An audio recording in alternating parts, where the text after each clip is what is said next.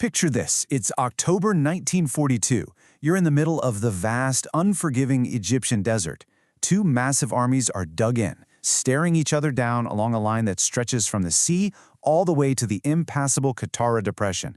Everything, the fate of North Africa, the Suez Canal, even the oil fields of the Middle East, it all hangs in the balance. This is the story of the Second Battle of El Alamein. And at the absolute heart of this massive clash were two legendary commanders, who were, in pretty much every way, polar opposites. On the Axis side, you had the brilliant and incredibly audacious Erwin Rommel, the Desert Fox, an absolute master of fast-paced maneuver warfare. And facing him, the new guy in charge for the Allies, Bernard Montgomery. He was meticulous, careful, and a firm believer in using overwhelming force and planning every single detail. They called him the master of the set-piece battle. So before this moment, Rommel's Panzer Army Africa had just been on a tear, driving deep into Egypt. But their lightning advance had finally ground to a halt. Now, there was this incredibly tense stalemate. For the Axis, this was the chance to try and resupply their lines, which were stretched dangerously thin. But for the Allies, who'd just been taking loss after loss, this was it. This was a moment of truth. They needed a commander who wouldn't just be outsmarted by Rommel, but who would literally systematically grind his army into dust. And build-up is exactly what they did. Under Montgomery, the Allies gathered a just staggering superiority in forces.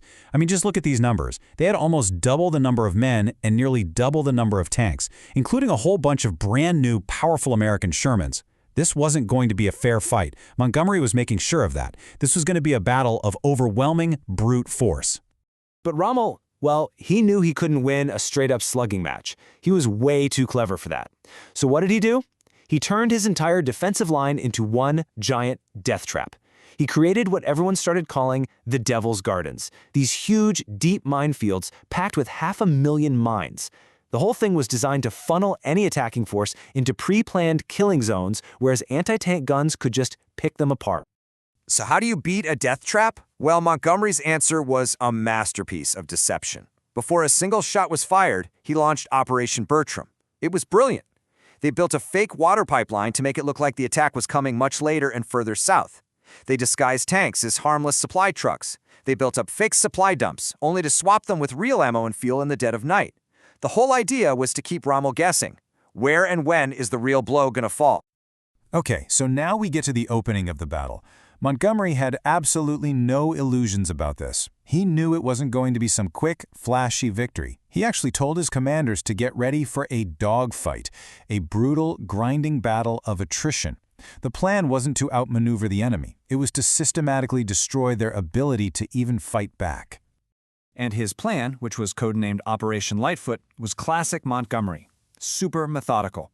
He broke it down into three distinct stages. First, you have the break-in.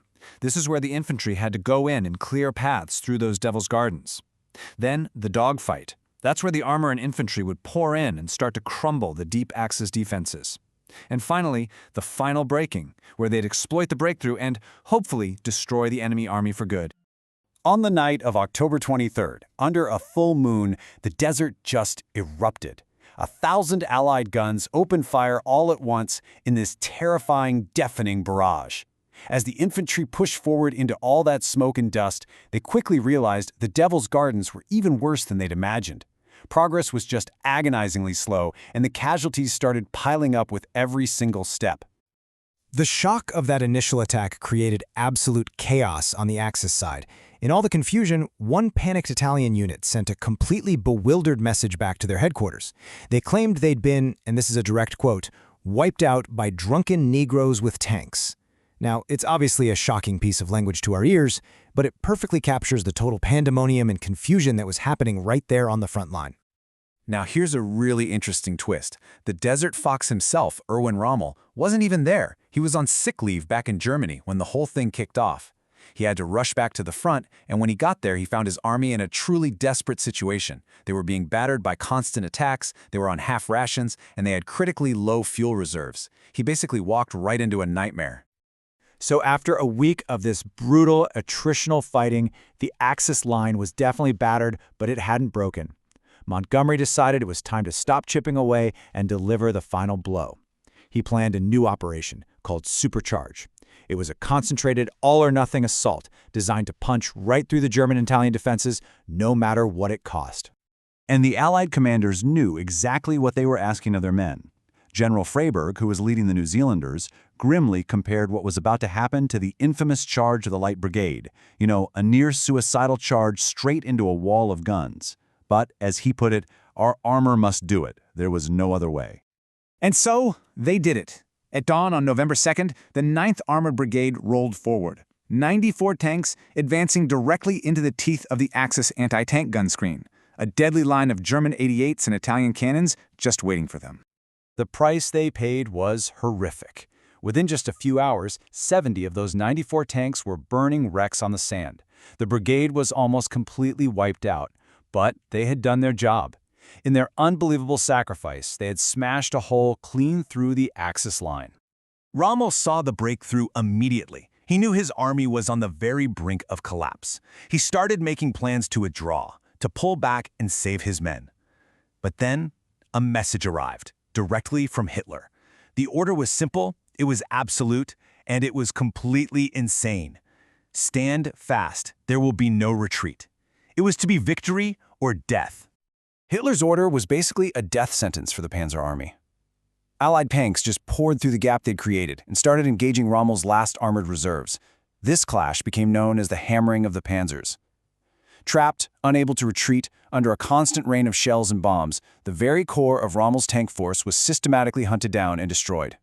So with his armored fist completely shattered and his army forbidden to retreat, Rommel's line didn't just break, it began to completely disintegrate. What followed wasn't really a battle anymore. It was a total collapse as the Allied 8th Army began its relentless pursuit across the desert.